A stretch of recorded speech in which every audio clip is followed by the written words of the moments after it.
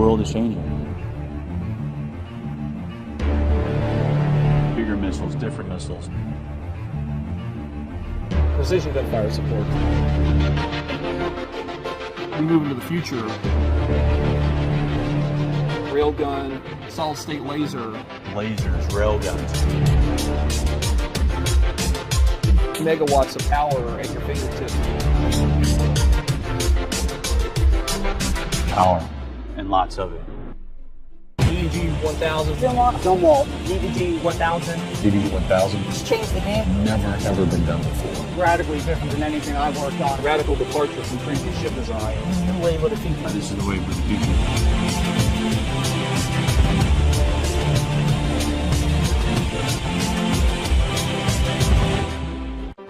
Welcome to USS Zumwalt, DDG 1000. I'm Captain Jim Kirk, Commanding Officer. I and the crew want to welcome you to the Navy's newest and most advanced warship, named for Admiral Russell Bud Zumwalt, one of the Navy's finest leaders. He reformed the Navy as a fighting force to contend with an increasingly capable Soviet Navy during the Cold War. This ship and her crew seek to honor Admiral Zumwalt's legacy. The ship is a multi-mission surface combatant built to provide the fleet a highly survival and capable warship. It's the first of 3 Zumwalt-class destroyers being built for our Navy.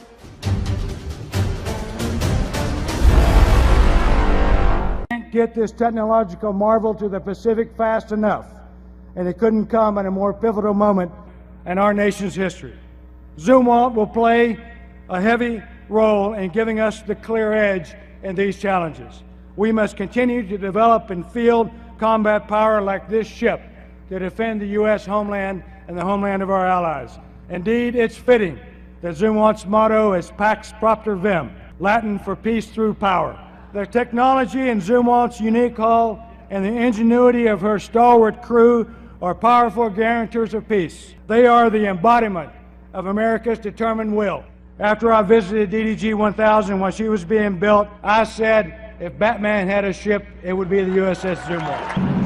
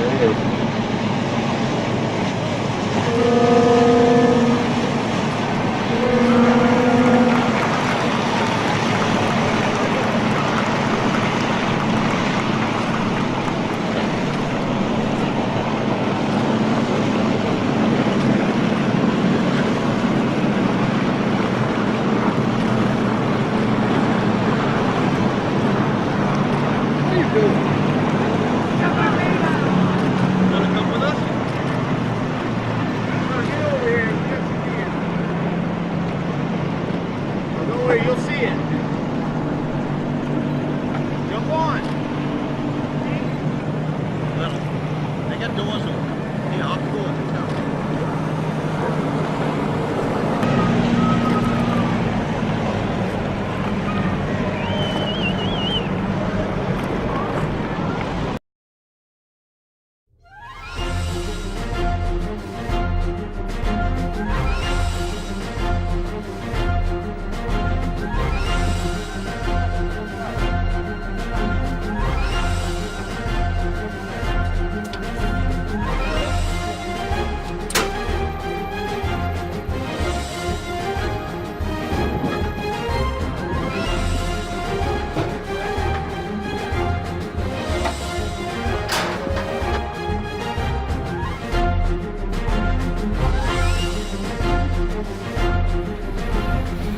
Power, it's on you when you're ready.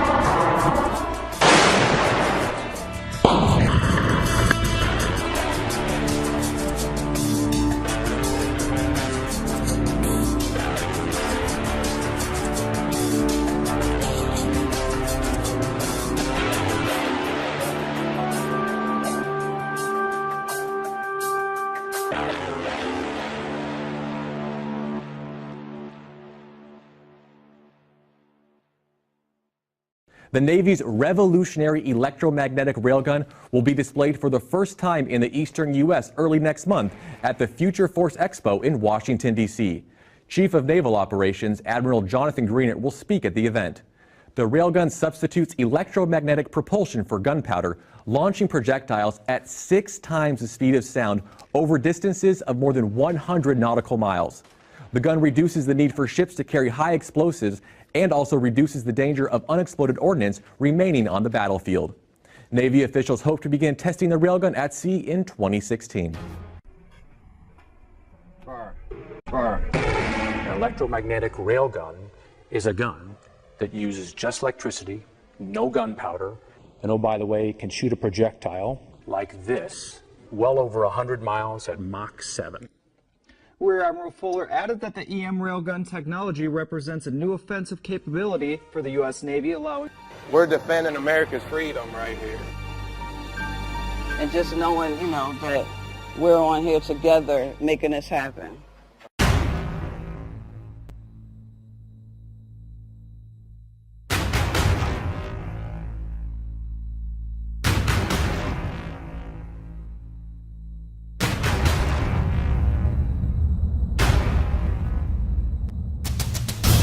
Working on the ship has just been an honor. It's a brand new design, brand new class. He would be very, very proud of the ship, just like I am. You get that once in a lifetime chance. You got to go give it everything you got. The foundation that we build today will last the 50-plus years of the life. A lot of people don't realize what we do to make something like this happen. May God bless the ship and all who sail her. Every ceremony and every progression has its own special meaning.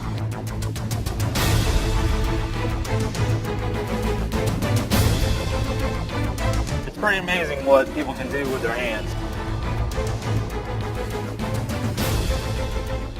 And what we do here, to me, is just amazing.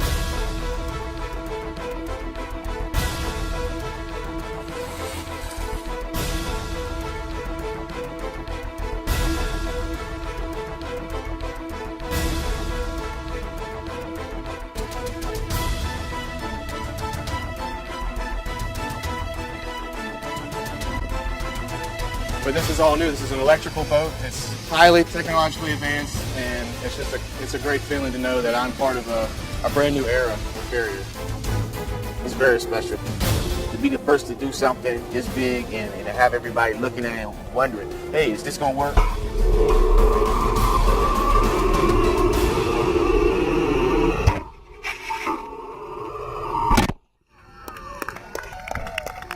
There's a whole lot of people that are doing a lot of good things here every single day to make this happen. It really is, a moment to be proud of.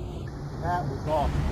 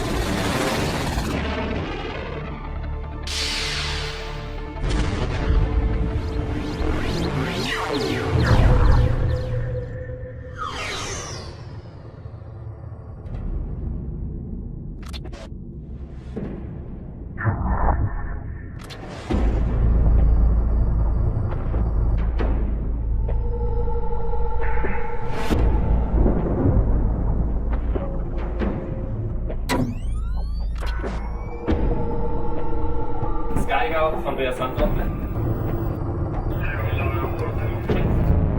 Laser in Bereitschaft bringen.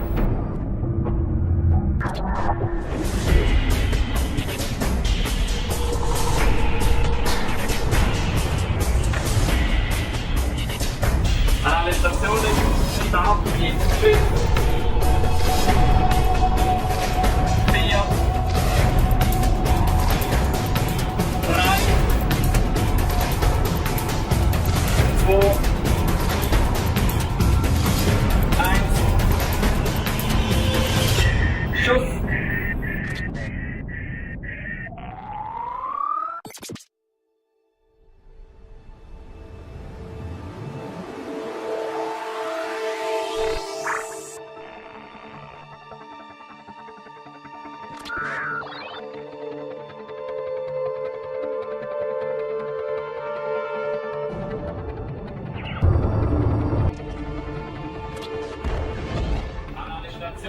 Versuch erfolgreich abgeschlossen. Stande während der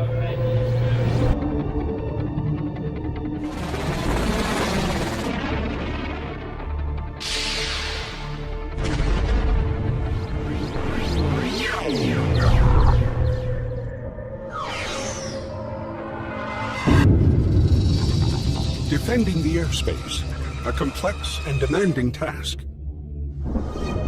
Modern ground-based air defense systems have to be able to deter traditional targets. On top of that, they should also have CRAM capabilities to address asymmetric aerial attacks. Yet a new worrying threat has evolved recently. Low, slow, and small, so-called LSS targets, such as remotely controlled multicopters, model airplanes, etc.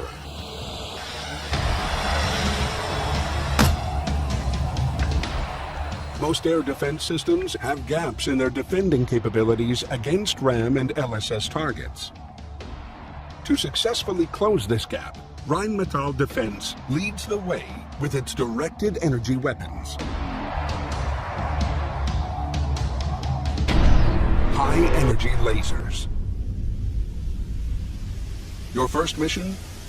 Provide 24/7 air defense of a forward operating base. The situation: constant threat of surprise mortar or rocket attacks by insurgents in the region. Your means: an Oerlikon Sky Shield Moto CRAM camp protection system with added laser effectors. With very few alterations, Rheinmetall Defense can convert its fielded CRAM revolver guns into laser effectors that seamlessly integrate into the existing camp protection system. These new laser effectors are highly effective versus RAM and LSS targets and are very economical in terms of logistic costs.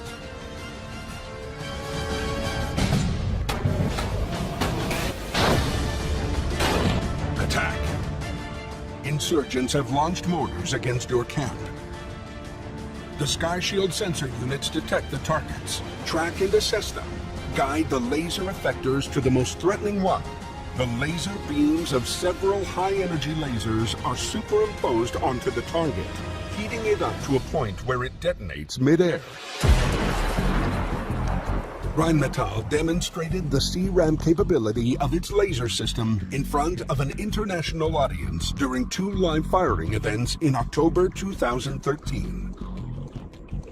A pressurized mortar launcher was used to fire 82mm steel spheres filled with explosives. Our lasers destroyed 9 out of 10 RAM targets mid-air at a distance of roughly 1,100 meters.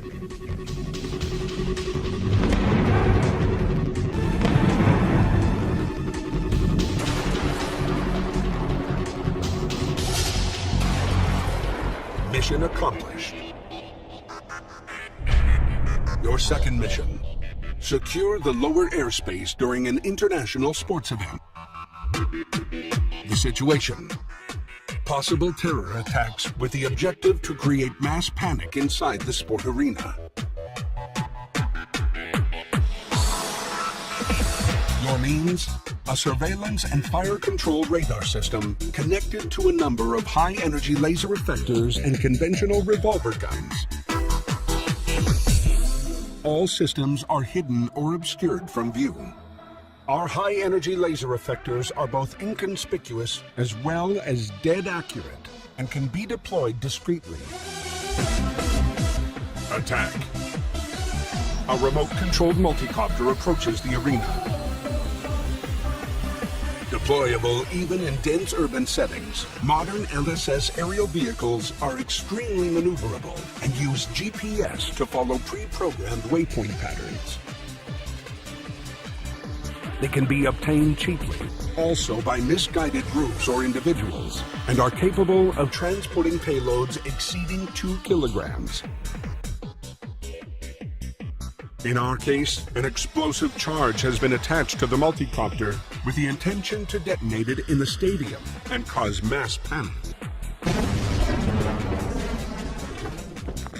The radar surveillance system detects the unmanned aerial vehicle and tracks it. Rheinmetall's high-energy laser effectors are ready. As a first measure of de-escalation, the laser effectors dazzle the onboard camera of the multicopter. If this doesn't stop the attackers, the unmanned aerial vehicle will have to be destroyed immediately.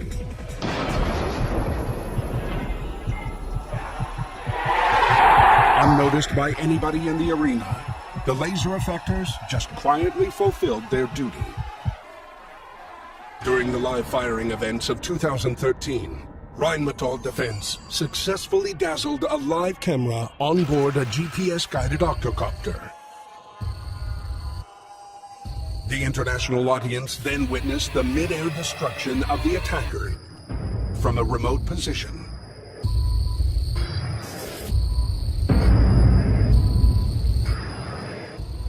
Mission accomplished.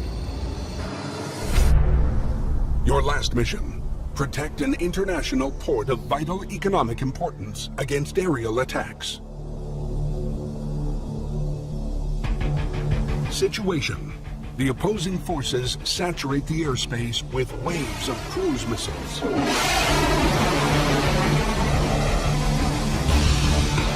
Your means? A complete GBAD task force with added laser effectors. The Rheinmetall beam superimposing technology allows the beams of multiple lasers to be constantly adjusted, focused, and overlaying each other on a target, to be multiplied indefinitely. This is key for swiftly destroying a multitude of targets with pinpoint precision. During a live demonstration in 2012, Rheinmetall verified their scalable laser energy approach by cutting through a 15mm steel girdle at a distance of 1,000 meters by superimposing the beams of 5 10-kilowatt lasers. Attack. 3 cruise missiles are heading for the vital asset you're protecting. The fire control unit identifies and tracks the intruders. The laser effectors are pointed to the most threatening attacker and proceed to eliminate one target after the other.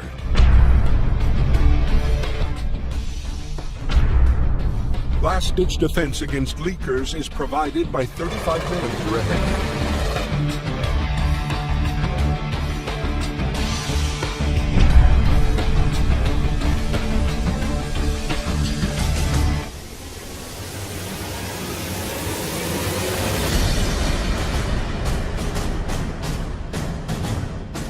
In October 2013, Rheinmetall proved to an international audience its ability to deter a saturation attack of 3 jet-powered UAVs approaching at 20-second intervals.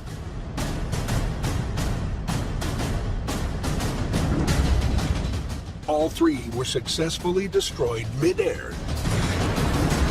All 3 UAVs were taken out of the air at distances of 1,000 to 1,200 meters.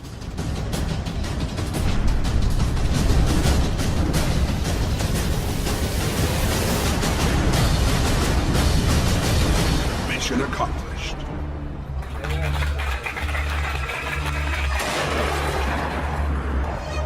Laser effectors will not replace traditional GBAT effectors like guns or missiles. They will rather complement them, especially against LSS targets and in moto situations. Low logistical cost, combined with all its other advantages, will help laser technology to become established as an effector against aerial and other threats. By calling upon the synergies of cross-division expertise, Rheinmetall was able to substantiate the technical feasibility of its high-energy laser prototypes during endless internal trials. A fully operational, high-energy laser effector system can be developed within the next decade. Soon, our high-energy laser effectors could close the short-range gaps in your existing GBAT.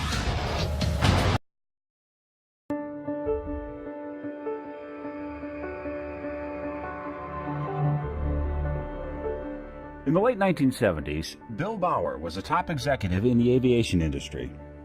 But his son Joe had no intention of following in his father's footsteps. Never really dreamed of being an engineer or anything to do with, when I was young, with aircraft. You know, as far as I was concerned, I was going to be some kind of a professional athlete. But The football dreams faded, and engineering became his first love. A decade and a half later, he was working on the fledgling F-22 program.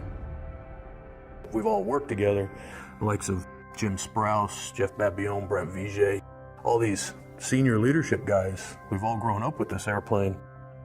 In those early days, the world's most advanced fighter was merely a concept, a collection of computer designs and prototypes. It was Joe's job, and the job of thousands of others, to turn that concept into reality.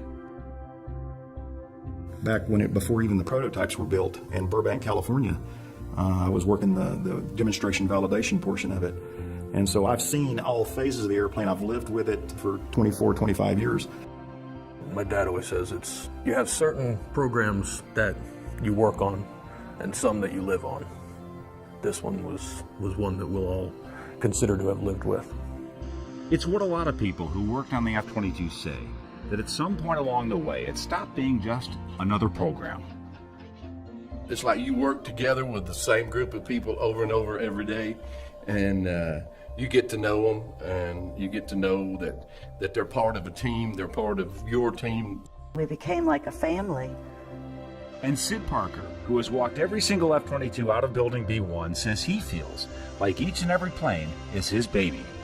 You're like attached to each one of them, you think, you see one fly over, I get goosebumps now just watching one take off. It's like your kids are graduating from school and they're leaving home for the first time. It's like this F-22 is going out into the world, and you're proud to see it.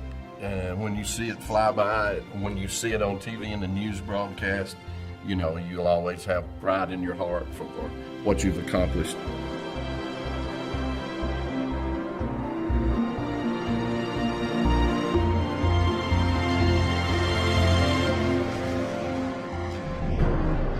What this aircraft accomplishes over the next decades will depend, in part, on people like Chris Pelletier, who works in sustainment.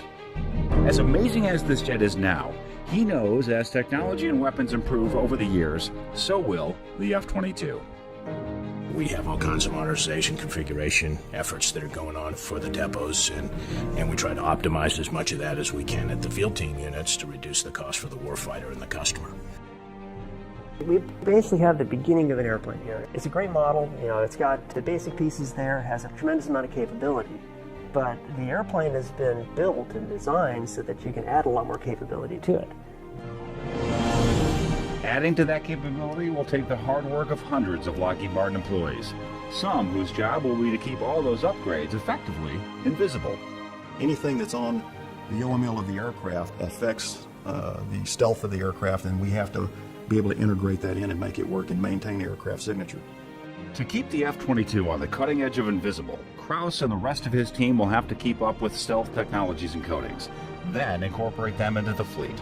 I guess I have a unique thing that I can walk out the airplane and lay my hand on and say, I did this. And there's not a whole lot of people that can do that.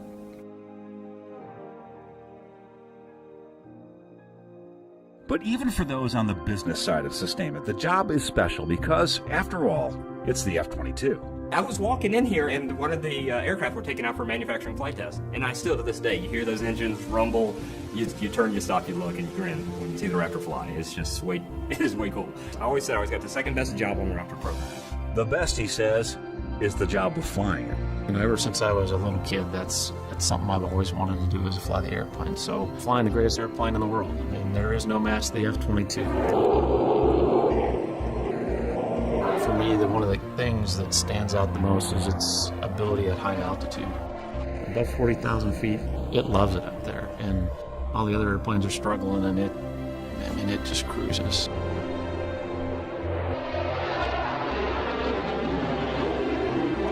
Everybody who's worked the program has got to know that they've built the best airplane in the world, and take pride in what you've done.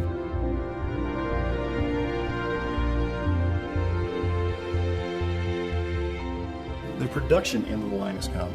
The aircraft life is still ongoing and will continue to ongoing. And it fulfills a role that no other aircraft does. And that's the reason it's so important. It feels pretty good to know that what I did here is going to go on, hopefully long after I'm gone, it'll still be protecting my kids and grandkids. Something I can always look back on and share with my grandkids, even my great-grands, that I was a part of a team of the most powerful aircraft ever built. It was worth it. I would do another 10 years if I could. I'm gonna miss it greatly. I've really put a lot of work and sweat and blood into this airplane, and I really do love to see it fly. But that's the great thing about this aircraft. It will continue to fly for decades. The second chapter of this amazing machine has only just begun. So, as the folks move on, that again, shed that blood, sweat, and tear, they need to think of the positive of the legacy that they were part of, and it truly is an absolutely amazing machine. The F-22, won't be rivaled for years to come. And while those who worked on the F-22 gave a lot, they also got something in return. The experience and knowledge gained from working on a world-class platform. And I encourage each individual who's moving on to another assignment to take the best of what you learned and what you gave and use that as a catalyst for wherever you're going. Rather than be melancholy, celebrate what was accomplished and use that as a springboard to do even greater things in the future. I mean, this goes back to October 6, 1994, the first day that we cut chips on a part for the F-22. In his home office, Joe Bauer has a piece of the first F-22 on his desk. On the wall, there's a picture of his father. He was my inspiration, my hero, especially when it came to not only building airplanes, but how to live your life. Last year, Bill Bauer died at the age of 83. But he got to see his son, who once had no intention of following him into the airplane business, take part in the creation of the most amazing aircraft of all time. He was like, you realize you're part of something very special. He was very proud of, like I said, not only me, but the Lockheed for what we built, and also always a proud American. So he was awestruck with the way, with what that airplane could do.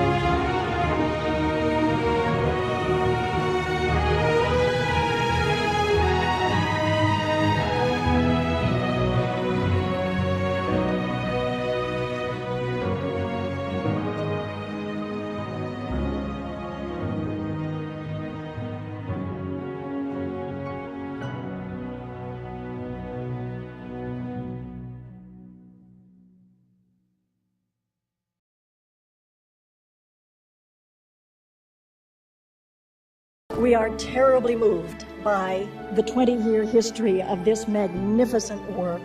It's a miracle. And I know that you might have frustration sometimes about how the world forgets that these magnificent birds are our silent friends in the air and a miracle, each of them. I never had a chance to fly the B-2 bomber, but now at least I can say I have flown the B-2 stealth plane. What a great way to start a beautiful day here in Antelope Valley. The B-2 program has been a strong collaborative partnership between the Air Force and the B-2 industry team since day one. We shared a lot of challenges creating this aircraft. It's an aircraft like no other, one inspired by the flying wing designs of Jack Northrop, and one that could perform missions that were previously unthinkable. Now, along the way, we shared long days and weeks away from our families, endless critical and often nerve-wracking decisions, and yes, even a few setbacks that are inevitable as any part of an engineering feat as the B-2.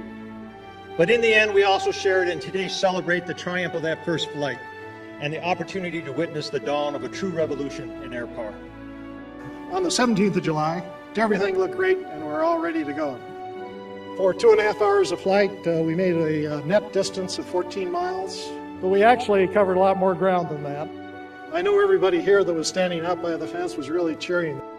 The B-2 stealth bomber is a weapon system of war that allows America to defend its interests worldwide. But its deterrence effect is just as powerful as its destructive capability. The impact of the B-2 on Northrop Grumman is no less powerful. It defines us as a company.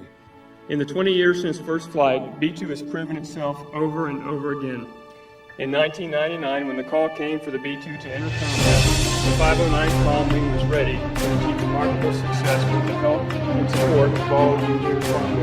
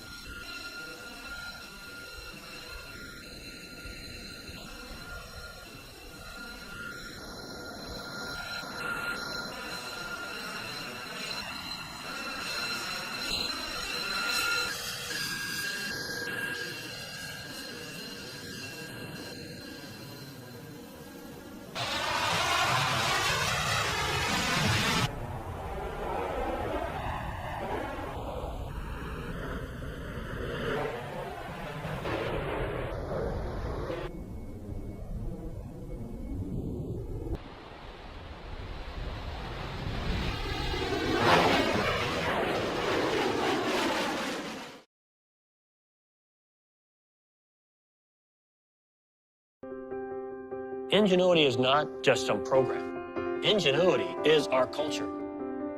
It is our DNA. The things that we are building today will be talked about for the next 100 years. I would define ingenuity as doing something different than anybody else has ever even thought of.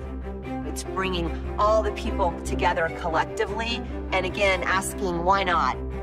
Have great, young, enthusiastic talent, learning how they solve problems and applying that to the systems that we have, the problems that we have to solve is just really exciting. I decided to come to Northrop Grumman because I saw a team of people that was literally the best in the world doing something that could only be done here. It's a culture that is courageous, it's passionate, doesn't fear the impossible. I think the enemy of innovation is really bureaucracy and an intolerance for risk. If you are truly innovating, you will fail sometimes, and we have to create an environment where that's not punished. Testing's a lot of fun, and to be able to share that with your team and keep working to solve problems that may arise, it creates a fun challenge that I think any engineer would enjoy. I think it's collectively working together as a team and knowing that you can rely on each other is really what is at the core of us being successful long term. We are a team that has a common vision. We are bold and creative and take on risks. During lunchtime, we have guys that are flying remote-controlled airplanes, and because those people are so passionate about that, those things find their way into our business in clever technical solutions. Well, ingenuity is in all of us. It's all about empowering employees to go do what they know is right. Don't worry about what happened last year, last month, 10 years ago. There is no unlocking ingenuity in an employee. It's already there. It's important to realize the incredible stories of ingenuity across our enterprise. Those stories are us. And it's amazing the fact that we get to work for a company that makes this nation as great as it can be. That's the work we do.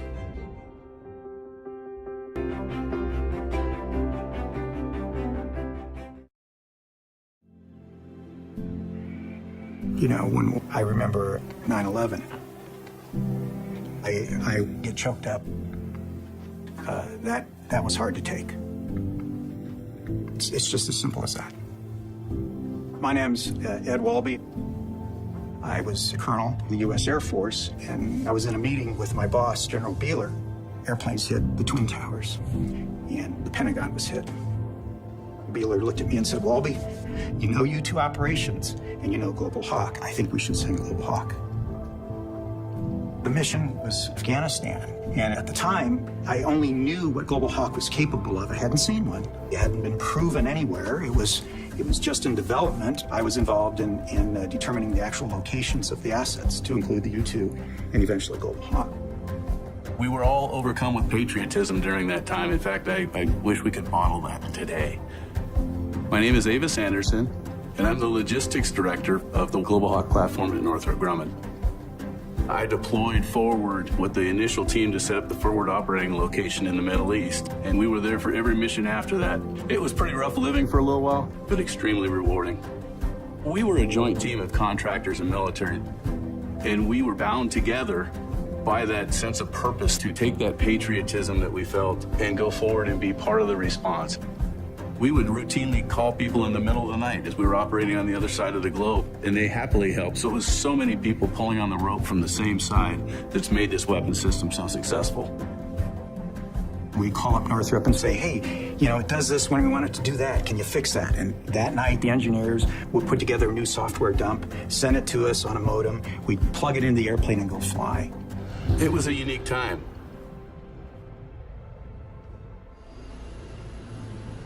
In our first deployment, there were a lot of unknowns, and the biggest unknown was the system going to operate once we got into theater? If it went over into the war and failed, it would be the end of the program. I remember the 5th or 6th mission that we had flown. We launched a mission towards Tora Bora, and we were on station. The Marines were charging up this ravine, and the intel guys in Germany said, wait, we got to stop them. We were picking out the campfires and the individual bodies of the Taliban standing around those campfires. They were waiting to ambush our guys. They radioed into the Marines. They all hunkered down. They brought in a gunship and saved the entire Marine group that was there. That was the mission we knew we had saved lives. Early on in my career, I flew U-2s. I'm very proud of U-2 operations, but we get 3 times the time over Afghanistan with our Global Hawk than we do the U-2. That's valuable. You wouldn't want to put a pilot in harm's way, and Global Hawk will never have that problem. There'll never be a call saying their husband or wife is not coming home. That will never happen with a Global Hawk platform. Global Hawk is an unmanned U-2. It saves lives every day. I see a very, very bright future to Global Hawk. It's not just a warfighting platform. It's got huge humanitarian opportunity as well. We responded to Haiti, to Japan, to the California fires. We were able to launch a reconnaissance system and cover the Earth. In our day-to-day jobs, many times we don't sit back and kind of realize the importance of what we all do. Having been involved in the program from the very beginning, and then being there to see it put into use operationally, it was personal, frankly.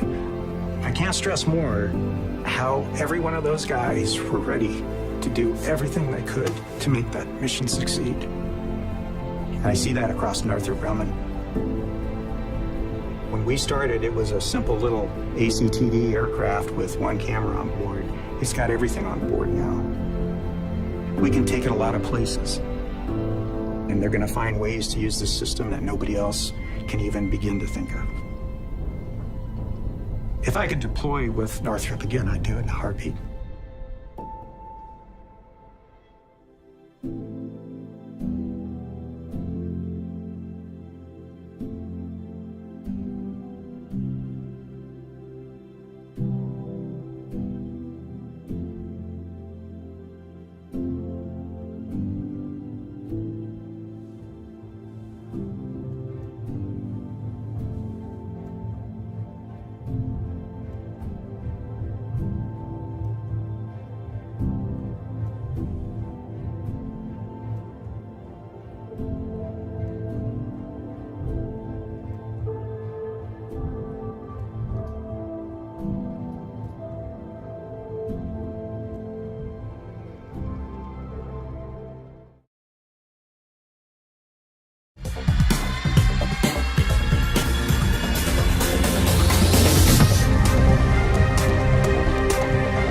SR-71 is a combination of power and majesty. When you look at it, it just has a mystique that I think is going to live for generations and generations. I wish I could take everybody up to 85,000 feet because you can see 350 miles in any direction. You can see the curvature of the Earth, mountains, 10,000-foot mountains look flat.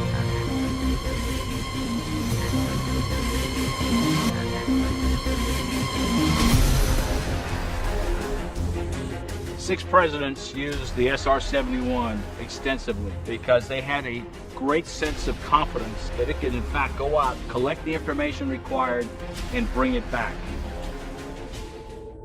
If we carried the nose camera, which we called the country's camera, it took a picture 72 miles wide. In 64 minutes, you would film 100,000 square miles. The airplane loved to fly straight and climb and accelerate. Most of the time at altitude, 80 to 85,000 feet, it was kind of like a nice Beamer or a Cadillac.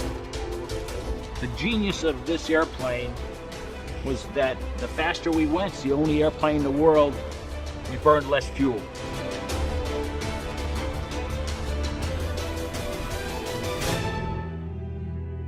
As I go around the country and try to visit and work with museums, there's a whole new generations of young men and women that are absolutely fascinated by this airplane. I was blessed in the Air Force because I was lucky to fly a number of Lockheed products. Lockheed was always there to bring in new innovation that met our needs as warfighters so we could better do our job.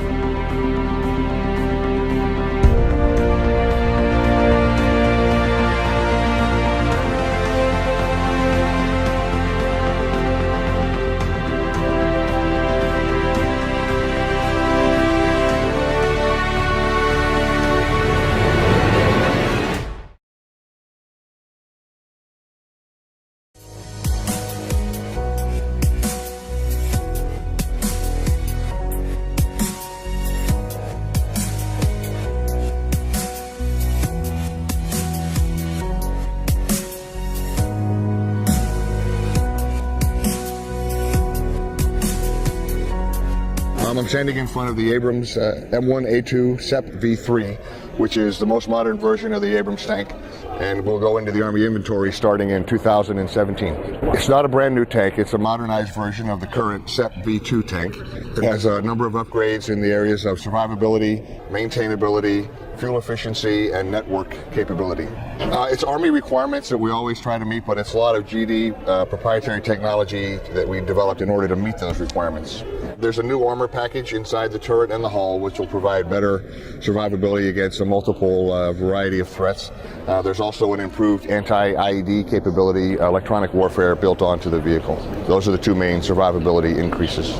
A major change for us for fuel efficiency is an Under Armour auxiliary power unit that will allow the turret to be operated while running on a small generator. On the Abrams SEP V3, this is the area of the tank where the generator is located, Under Armour inside the hull of the vehicle. It's fully integrated into the fuel system and the electrical system for the main tank. And off the left rear sponson here, the exhaust port for the generator. That's the one visual clue that this is a V3 instead of a V2. This is the first time we've unveiled it. There are 9 prototypes in existence today. 7 are being tested by the Army now, and this is one of 2 that we maintain for our engineering purposes. This spring we expect to be complete with testing and to get a decision from the Army to go to production, and we'll begin delivering in 2017.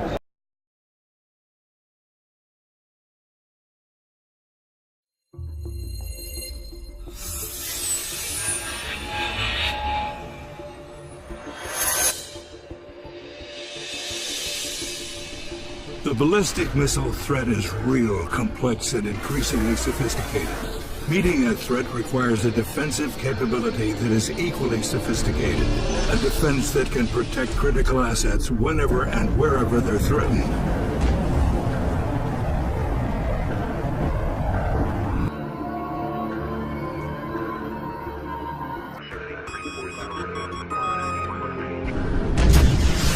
The THAAD weapon system is a key element in our layered ballistic missile defense architecture, filling the gap at the mid to high endo-atmospheric regions not covered by the lower tier Patriot PAC-3 or the upper tier Aegis SM-3 class. THAAD Extended Range, a low-risk spiral development of the baseline THAAD system that will help pace emerging threats while lowering the overall cost for regional defense. Fully integrated with existing THAAD batteries, the THAAD-ER variant employs a new 2-stage booster that will dramatically increase the system's range of flexibility. THAAD-ER enhancements represent a significant improvement in our ability to fill the gaps in deployed coverage and defend critical resources. To protect population centers, key infrastructure, and deployed forces, defenders strategically position missile defense assets across the region. With THAAD-ER interceptors in place as a second option, THAAD-ER can significantly lower the cost of missile defense by reducing the number of batteries needed to protect large regions. THAAD-ER's extended battle space increases warfighters' options on multiple levels. It takes full advantage of the deployed THAAD radar's range, allowing threat engagements to occur much earlier in the timeline.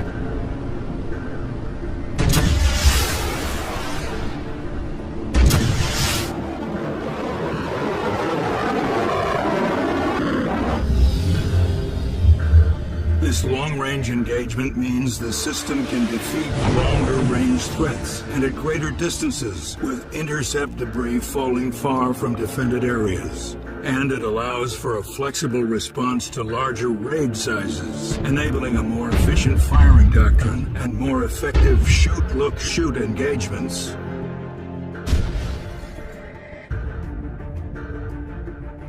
THAAD-ER's second stage greatly enhances its divert capability. This increases its agility and permits options such as mid-flight retasking of interceptor targets. And because it can operate at lower altitudes, ER takes advantage of atmospheric strip-out to enhance target discrimination. The THAAD-ER variant leverages the existing baseline system and can significantly expand our missile defense capabilities.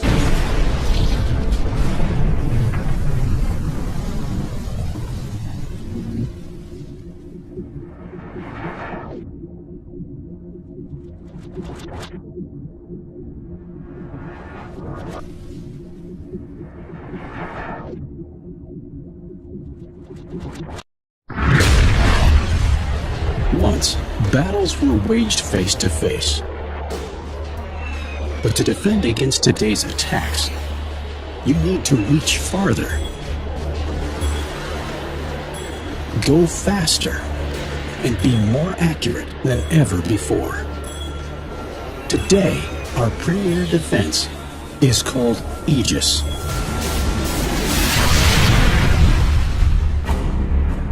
The Aegis combat system protects today's frontline defenders. Aegis combats ballistic missile strikes. It protects surface vessels from sophisticated attacks and engages multiple enemy targets with pinpoint precision.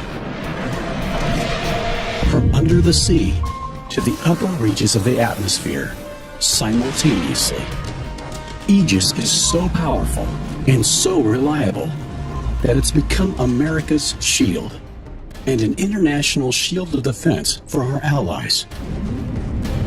Aegis truly is rocket science at sea, and it represents cutting-edge ship defense technology. Aegis also uses its integrated components to eliminate a variety of threats at different ranges.